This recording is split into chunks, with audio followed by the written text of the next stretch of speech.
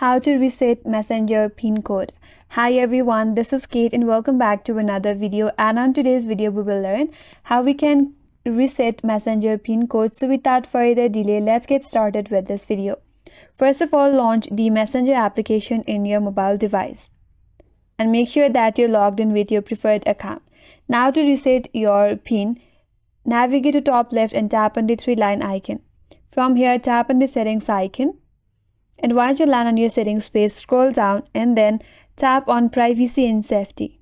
Under Privacy and Safety, tap on End-to-End Encrypted Chats. Here, tap on Message Storage and make sure you have turned on the message storage. Once you land on this page, here tap on Reset PIN. Now you can reset or create your new PIN.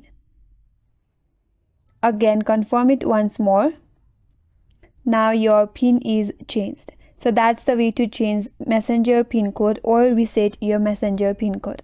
And that's all for today's video. Hope this video was helpful, and if you're new to our channel, consider subscribing. Thank you for watching and stay tuned for more videos.